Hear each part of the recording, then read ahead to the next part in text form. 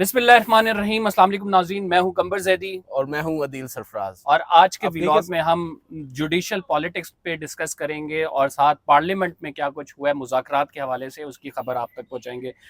Judicial politics جس پر بہت سارے لوگوں کی ابھی نظر اس وجہ سے ہے کیونکہ بڑے اہم کیس لگنے ہیں، خصوصاً کل ارشد شریف کیس کی بات کی جائے تو اندر کی خبر عدیل کے پاس موجود ہے کہ ججز کے درمیان کس طرح سے پالیٹکس ہوتی ہے اور کیسز اس پالیٹکس کا کس طرح سے نشانہ بنتے ہیں، اور یہ ابھی کی بات نہیں ہے، کافی پہلے سے چلتا آ رہا ہے، لیکن اب زیادہ اس وجہ سے ہو گیا کیونکہ اب آگے چل کے عمران خان صاحب کے بھی کیسز لگنے ہیں، آگے چل کے ایک لا کو بھی چیلنج کیا جانا ہے اور اس کے حوالے سے بھی بینچ بننا ہے، آگے چل کے ارشد شریف کیس کا جو ہے وہ فیصلہ بھی ہونا ہے۔ تو یہ تمام جو کیسز ہیں، بڑے ہائی پروفائل کیسز ہیں، ان کو لگانے کے لیے جب پریکٹس اینڈ پروسیجر ایکٹ کے تحت کمیٹی کے پاس جاتا ہے، اس میں 3 ججز ہیں،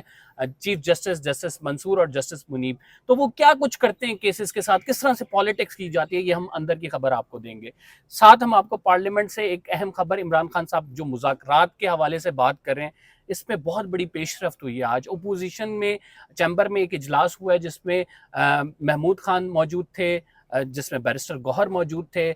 جس میں جو ہے اسد کیسر موجود تھے، شبلی فراز موجود تھے۔ بند کمرے میں کیا کچھ باتیں ہوئی ہیں اور اب کیا ٹاسک سونپا گیا ہے، محمود خان جو ہے وہ کیا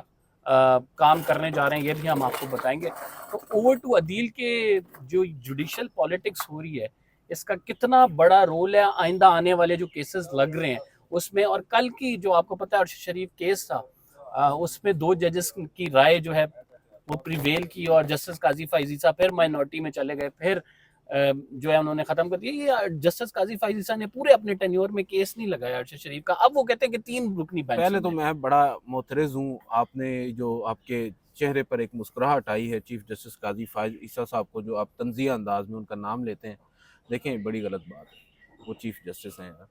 اچھا اب آتے ہیں مدعے کے آئین کو فالو اوپر۔ کریں آپ۔ آئین کو آپ نہیں فالو کرتے نا۔ اب دیکھیں بات یہ ہے کہ سر جوڈیشل پالیٹکس کی نظر تو ہو ہی چکا ہے، تمام تر سپریم کورٹ آپ دیکھ لیں، جتنے بھی اہم ترین مقدمات ہیں ان کو سماعت کے لیے مقرر کرنے کے لیے ایک 3 رکنی کمیٹی ہے، اور میں یہ سمجھتا ہوں جب سے یہ 3 رکنی کمیٹی آئی ہے بہت سے معاملات جو ہیں وہ بگاڑ کی طرف گئے ہیں۔ ہم دیکھ رہے ہیں کہ چیف جسٹس قاضی فائز عیسیٰ صاحب جو ماضی میں اسی supreme court practice and procedure act کو جواز بنا کر جسٹس بندیال صاحب کے ساتھ سکور سیٹل کرتے تھے، آج ان کے فیلو ججز ان کے ساتھ سکور سیٹل کر رہے ہیں، اور بدقسمتی کے ساتھ ہم دیکھ رہے ہیں کہ چیف جسٹس آف پاکستان جو ہیں وہ تاریخ میں پہلی دفعہ ایسا ہوا ہے کہ بینچز کی تشکیل یا کیسز کو سماعت کے لیے مقرر کرنے کے ایسے معاملات جو معمولی نوعیت کے معاملات ہیں، جو پیٹی ایشوز ہیں، ایڈمنسٹریٹو ایشوز ہیں، ان میں بھی وہ بے بس ہیں، اس قدر کے 2 اہم ترین اجلاسوں میں وہ مائنورٹی میں گئے ہیں، اپنے اختلافی نوٹ لکھنے پر مجبور ہوئے ہیں۔ اب ریسنٹلی آپ دیکھ لیں چیف جسٹس قاضی فائز عیسیٰ صاحب نے ایک بہت سے لوگ سمجھتے ہیں کہ یہ چال چلی کہ انہوں نے ایک مقدمہ ارشد شریف قتل کیس کا سماعت کے لیے مقرر کر دیا 3 رکنی بینچ کے سامنے، گو کہ ماضی میں اگر آپ کو یاد ہو 5 رکنی بینچ سنتا رہا ہے، وہ تو چلے سنتا رہا ہے نا، آپ کو یاد ہوگا جسٹس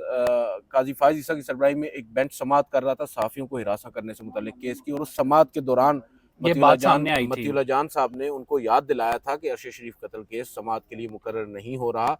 کئی ماہ گزر چکے ہیں، اویلیبلٹی کا انہوں نے کہا تھا، اور اس پر چیف جسٹس قاضی فائز عیسیٰ صاحب نے اویلیبلٹی کا بالکل نہیں کہا تھا۔ چیف جسٹس قاضی فائز عیسیٰ صاحب نے یہ کہا تھا کہ میری نظر سے ابھی وہ کیس گزرا نہیں ہے کیونکہ میں نے اس کو سنا نہیں، میں اس کی فائل منگوا لیتا ہوں اور پھر ہم اس کو جلد دیکھ لیتے ہیں، سماعت کے لیے مقرر کر دیتے ہیں، اور انہوں نے وہاں پر کمیٹی کا حوالہ دیا تھا کہ وہ کمیٹی میں جائے گا معاملہ۔ اب بات یہ ہے کہ کمیٹی میں جائے بغیر کیسے آپ نے پہلے اس کو 3 رکنی بینچ کے سامنے مقرر کر دیا؟ آبویسلی بیک اینڈ پہ کوئی چیز تھی جو آپ چاہ رہے تھے حاصل کرنا۔ بہت سے لوگ یہ کہتے ہیں کہ نروس 90s میں ڈالنے کی کوشش کی تھی منصور علی شاہ صاحب کو، انہوں نے ویل لیفٹ کیا اس کو، معاملہ دوبارہ کمیٹی کو ریفر کر کے۔ اب جب کمیٹی میں ریفر ہوا تو چیف جسٹس نے خود تصدیق کر دی کہ بھائی وہ معاملہ جو 3 رکنی بینچ کے سامنے بقول منصور علی شاہ صاحب کے ابرپٹلی لگا تھا، وہ ابرپٹلی نہیں لگا تھا، بلکہ چیف جسٹس قاضی فائز عیسیٰ صاحب کی ان دا فرسٹ پلیس یہ خواہش تھی کہ 3 رکنی بینچ سنے، کیونکہ انہوں نے گزشتہ روز پھر میٹنگ میں یہ کہا ہے کہ 3 رکنی بینچ ہی اس پر سماعت کو جاری رکھے، اور کیونکہ موسم گرما کی تعطیلات ہیں لارجر بینچ تو بیٹھ نہیں سکتا، بہتر یہی ہوگا کہ 3 رکنی بینچ سنے۔ چلیں چیف جسٹس قاضی فائز عیسیٰ صاحب نے تو سیاست کھیل لی، اب جسٹس منصور علی شاہ اور جسٹس منیب اختر وہ کہاں ہیں؟ انہوں نے کیوں کر اس مقدمے کو مزید طوالت بخشی ہے؟ کیوں کر انہوں نے 3 رکنی بینچ پر اکتفا نہیں کیا؟ اگر 3 رکنی بینچ پر اکتفا نہیں کیا، چلے ٹھیک ہے ان کی پہلے دانش سے میں 5 رکن سن رہا تھا تو سب بے 3 شک رکن پہ سنتا رہے، کیسے کرتے؟ 5 رکنی بے شک سنتا رہے، یہ کوئی کانسٹیٹیوشنل میٹر تو نہیں ہے نا، آئین کی تشریح کا معاملہ تو نہیں ہے نا، ایک مقدمہ ہے، سادہ سا مقدمہ ہے جس کو ہم نے ہوا بنا دیا، آبویسلی ہوا تو ہے نا، بڑے بڑے ججز صاحبان جو اب ہے آپ مجھے اس کا جواب دینے کا اگر موقع دیں تو میں آپ کو یہ سر بتا دے دیتا دیں۔ ہوں کہ یہ ایک بڑا ہائی پروفائل کیس ہے. ڈائریکٹلی ISI کے جو وہ فیکٹ فائنڈنگ رپورٹ ہے اسے پڑھیں تو اس میں سر یہ مجھے اور آپ کو ہائی پروفائل لگتا ہے، بہرحال ٹھیک ہے، دیکھیں ہائی پروفائل اس وجہ سے ہے، اس میں جو ہائی انڈیویجولز پروفائل کے یہ صرف نام ہے، ارشد شریف کی وجہ سے۔ دیکھیں انڈیویجولز کے جو نام لیے گئے ہیں اس میں وہ حساس اداروں سے بلانگ کرتے ہیں. آپ کو یاد ہوگا کہ ارشد شریف کی والدہ نے درخواست دی تھی اور اس حوالے سے کہا گیا تھا کہ ان پرٹیکولر افراد کے خلاف FIR درج کرائی اور جائے. آپ کو یہ بھی یاد ہوگا کہ اس درخواست کو ناقابل سماعت قرار دے دیا تھا جی بندیال صاحب نے۔ بالکل. تو یہ جو کیس ہے نا، یہ اس سے بھاگتے کیوں ہیں ججز؟ تو یہ میری نظر میں میرا اپنا پوائنٹ آف ویو یہ ہے، چونکہ اس میں اسٹیٹ انسٹیٹیوشن، آپ کی سیکرٹ ایجنسیز انوالو ہیں، ان کے لوگ انوالو ہیں، اور اتنا آسان نہیں ہے اس کیس کا فیصلہ کرنا. تو دیٹس دا ریزن وائی کہ ہر جج جو ہے نا چیف جسٹس، وہ دوسرے چیف جسٹس پہ ڈال رہا ہے. عمر عطا بندیال کے دور میں بھی یہ کیس نہیں لگ سکا، پوری طرح سماعت نہیں ہو سکی. جسٹس قاضی فائز عیسیٰ کا پورا دور گزر گیا، آخر میں آ کے وہ کہتے ہیں کہ 3 رکنی بینچ سن لے. کیوں بھائی؟ پھر انہوں نے جو ہے بال جو ہے وہ منصور شاہ صاحب کے کورٹ میں ڈال دی. انہوں نے ساتھ پلاننگ کر کے جسٹس منیب کے ساتھ دوبارہ سے جسٹس جمال جو ایک چیف جسٹس کے قریب سمجھے جاتے ہیں 5 رکنی بینچ کو اسے دے دیے. تو یہ پنگ پونگ بال جو ہے نا وہ بنا ہوا ہے، جس میں نقصان اس کیس کا ہو رہا ہے، اس مدعی کا ہو رہا ہے جو کہ یہ کیس لے کے آیا ہے. دیکھیں سر، آج ہم تو تنقید کریں گے منصور علی شاہ صاحب پر، جسٹس منیب پر، لیکن سب سے پہلے تو قاضی فائز صاحب کا نام آتا ہے کہ 11 ماہ ہو گئے ہیں آپ کو چیف جسٹس بنے ہوئے، آپ نے کیوں کر اس مقدمے کو سماعت کے لیے مقرر نہیں کیا؟ بظاہر تو نظر یہی آ رہا ہے کہ آپ نے یہ جو موسم گرما کی تعطیلات میں ان پرٹیکولر اس مقدمے کو سماعت کے لیے مقرر کرنے کی کوشش کی ہے، آپ بھی یہ چاہتے ہیں کہ جاتے جاتے کچھ ایسا کر جائیں جس سے جسٹس منصور علی شاہ صاحب جو ہیں ان کو تھوڑی سی مشکلات ہو جائیں. بظاہر ایسا نظر آ رہا ہے، بہت سے لوگ یہ بات بھی کر رہے ہیں، مگر میں تو اب یہ کہوں گا کہ ہماری تو دعا ہے کہ یہ مقدمہ جلد سماعت کے لیے مقرر ہو، اور ونس فار آل یہ ڈیسائیڈ ہو. جہاں تک تعلق ہے جسٹس جمال خان مندوخیل صاحب کی سربراہی میں بینچ بنانے کا، تو اس میں ایک چیز بڑی امپورٹنٹ ہے کہ اس بینچ میں جسٹس عائشہ ملک بھی ہوں گی، جنہوں نے کبھی نہ کبھی چیف جسٹس آف پاکستان بھی بننا ہے. اور جو آپ جن آفیشلس کا نام لے رہے ہیں کہ اس مقدمے سے وہ ان کا بھی تعلق ہے ڈائریکٹلی اور انڈائریکٹلی، اور جب جسٹس عائشہ ملک صاحبہ as chief justice of Pakistan حلف اٹھائیں گی، وہ تمام تر لوگ اپنے عہدوں سے ریٹائر ہو چکے ہوں گے. اور اگر جسٹس عائشہ ملک کوئی ایسا فیصلہ دیتی ہیں جس پر عمل درآمد تو یہاں پر ہوگا نہیں، اور جب عمل درآمد نہیں ہوگا وہ چیف جسٹس بنیں گی، اس کے بعد پھر اونس ان پر ہی آئے گا کہ وہ اس فیصلے پر عمل درآمد کروائیں. جیسا کہ ہم نے فیض آباد دھرنا کیس میں دیکھا قاضی فائز عیسیٰ صاحب کو کہ ان کے فیصلے پر عمل درآمد نہیں ہو سکا، مگر کوئی چیف جسٹس اس پر عمل درآمد. لیکن عدیل صاحب آپ بہت آگے کی بات کر رہے ہیں کہ فیصلہ سر آئے گا، ہم یہ آگے کہ کی نہیں کر رہے نا، جو سنیں بنا رہے ہیں بینچ وہ آگے آپ کی یہ سوچ کہہ رہے رہے ہیں. ہیں کہ کمیشن اس پہ جو ہے سماعتیں ہوں گی، کمیشن بنیں گے، فیصلہ آئے گا. کینیا کی عدالت میں یہ کیس چلا، ادھر کی ہائی کورٹ نے فیصلہ سنا دیا، یہاں پہ ہم کمیشن بنا کے کھیلتے رہے، ہائی کورٹ میں بھی چل رہا ہے، سپریم کورٹ میں پینڈنگ رہی، ایک چیف جسٹس دوسرے چیف جسٹس پہ ڈال رہا ہے. تو پھر آپ کہتے ہیں کہ آپ کی جوڈیشری کی رینکنگ اتنی کیوں لو ہے؟ آپ کہتے ہیں کہ آپ کے ویلاگرز آپ کو کرٹیسائز کیوں کرتے ہیں؟ سوشل میڈیا پہ آنے والے افراد ڈیجیٹل دہشت گرد کیوں ہیں؟ جب ایسی باتیں ہوں گی تو سر ہم مجبور ہو جائیں گے نا یہ کہنے پہ. آپ نہ ہونا مجبور، تو پھر کیا ہوں، پھر کیا کریں، ہم کدھر جائیں؟ آپ آنکھیں دیکھیں بند کر لیں، دیکھیں آنکھیں بند کر لیں اور یہ ٹی وی بھی بند کر لیں. دیکھیں یہ باضمیر شخص کے لیے آنکھیں بند کرنا ایک، آپ یار کو پتہ آپ ہے اس کہ طرف ایک دیکھ کے یہ بات کیوں کر رہے مہذب ہیں کہ معاشروں میں یہ باضمیر. جرم تصور ہوتا ہے. اچھا اور یہ انفارچونیٹلی ہماری سوسائٹی کا یہ المیہ ہے کہ ہم تبھی بولتے ہیں کہ جب ہمارے اپنے گھر پر پڑتی ہے، ہمارے اپنے آپ پر آتی ہے. ادروائز مجھے یہ بتائیں کہ کل تک کتنے لوگ ہم میں سے پروٹیسٹ کر رہے تھے جب یہ تمام معاملہ ہوا، اور وہ کیری فارورڈ کتنے لوگوں نے کیا ہے. تو یہ بات کرنے کا اس پلیٹ فارم پہ مقصد ہی یہ ہے کہ ہم اس ایک ایشو کو زندہ رکھیں جو کہ ایک صحافی کے ساتھ نہیں ہوا، ہماری پوری کمیونٹی کے ساتھ ہوا. سر وہ ہمارے، میں آپ کو ایک بات ہوں نا، ہم اس میں کیا کر سکتے ہیں؟ ہم تو زیادہ سے زیادہ بات کر سکتے ہیں. ایونچولی جن لوگوں نے اس معاملے کا کوگنیزنس لینا ہے، جب وہ ہی اس کے اوپر سنجیدگی کے ساتھ نہیں سوچیں گے تو پھر کیا ہی ہوگا. اب بینچ بن گیا ہے، موسم گرما کی تعطیلات کے بعد دیکھا جائے گا کہ کب اس پر سماعت ہوتی ہے، اور پھر جب سماعت ہوتی ہے تو اس میں کس طرح کی ٹون، باڈی لینگویج ججز صاحبان کی ہوگی.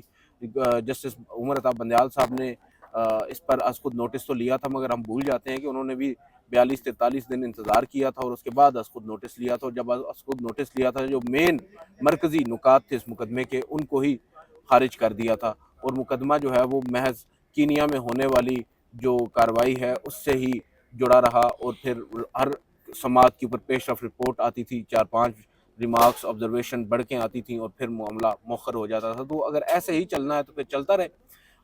اس کے علاوہ اگر آپ دیکھیں نا اوورآل، میں تو یہ دیکھ رہا ہوں کہ چیف جسٹس قاضی فائز عیسیٰ صاحب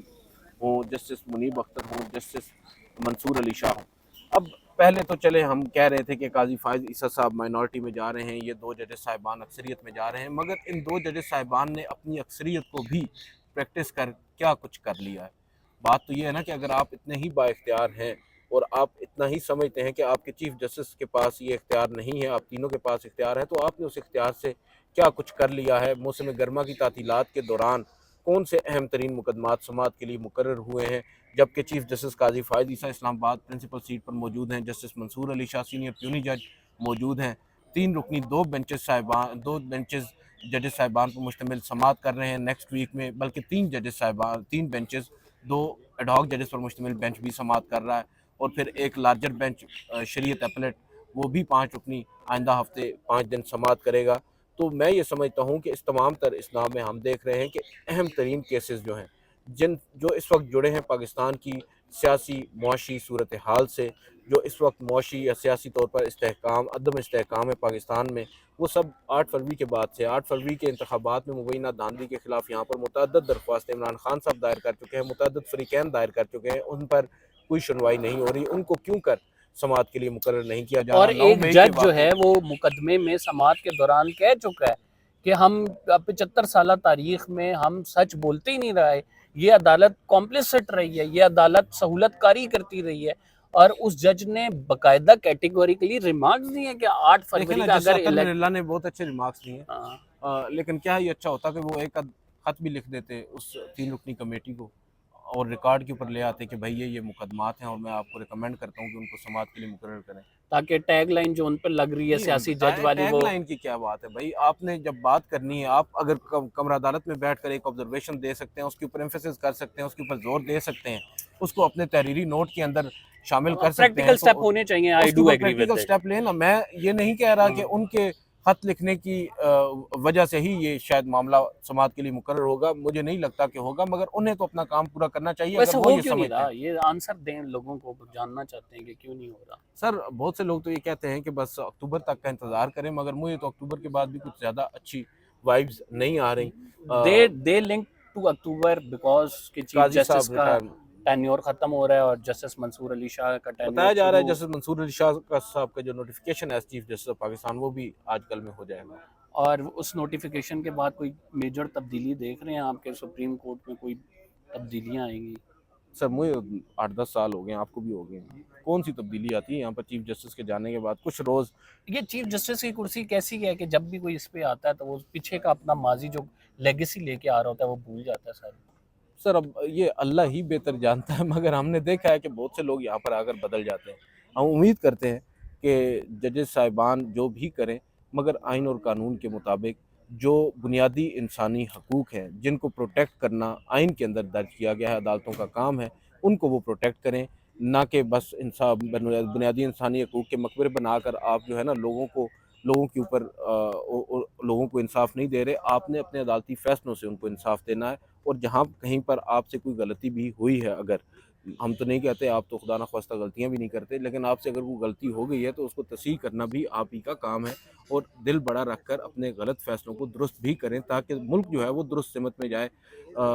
بلے کے نشان کا فیصلہ آج بھی ساری سپریم کورٹ آف پاکستان یہ مانتی ہے کہ اس فیصلے میں بلے کا نشان نہیں چھینا گیا تھا، مگر پھر بھی اس بات کو نظر انداز بھی کر دیتے ہیں کہ الیکشن کمیشن نے پاکستان تحریک انصاف سے بلے کا نشان چھین کر انہیں انتخابات انڈیپینڈنٹ لڑنے کر کا دیا، کہا۔ اب وہ اس اور پہ قانون سازی بھی کرنے جا رہے ہیں، تو سپریم کورٹ کے فیصلے کو بے اثر بھی کر رہے ہیں۔ اور یار یہ ویسے میں نے اپنا ویلاگ جو پچھلا کیا تھا اس میں نے بتایا تھا کہ یہ اتنا آسان معاملہ نہیں ہے، سپریم کورٹ کے اندر سے بڑی ریزسٹنس آئے گی آپ کو جب آپ یہ کرنے مطلب قانون بنا دیں گے جب وہ سنوائی کا معاملہ یہاں پہ آئے گا، یہاں پہ بیکاز جب یہاں پہ آئے گا فل اس وقت کورٹ، تک گیم ٹل جائے گی۔ وہ تو ظاہری بات ہے، آپ کو پتہ ہے کہ ریاست مختلف جو ہے طرح سے گیمز کھیلتی ہے، لیکن اگر اس قانون سازی کو یہاں سے کل عدم قرار دے دیا جاتا ہے اور پھر سپریم کورٹ کا ایک 13 رکنی لارجر بینچ کا فیصلہ بھی موجود ہوگا، میرا خیال سے اس کے بعد بڑا مشکل ہو جائے گا حکومت کے لیے۔ سر دیکھیں، میں تو یہ سمجھتا ہوں میری ناقص انڈرسٹینڈنگ میں کہ جو سپریم کورٹ کا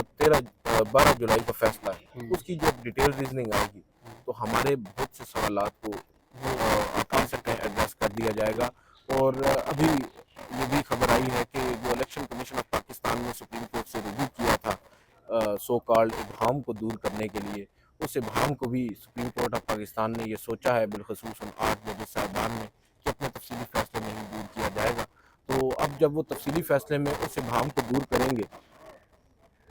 یہ بھی کہا جا رہا ہے کہ اس تفصیلی فیصلے میں پھر الیکشن کمیشن آف پاکستان کے اس کردار پر بھی بات ہوگی اور کچھ ایسی آبزرویشنز آئیں گی جس کے بعد بہت سی اہم شخصیات کو شاید مستعفی بھی ہونا پڑ جائے یا پھر ان کے اگینسٹ ریفرنسز فائل ہونے کے حوالے سے کچھ کنکریٹ گراؤنڈز ہیں وہ دستیاب ہو جائیں۔ الیکشن کمیشن کی میں بات کر رہا تھا پہلے، ہم اس کو بہت لائٹ لے رہے ہیں کہ الیکشن کمیشن نے 13 جنوری کے فیصلے کو مس انڈرسٹوڈ کیا ہے۔ بات یہ ہے کہ وہ ایک آئینی باڈی ہے، اگر آئینی باڈی کو آج 12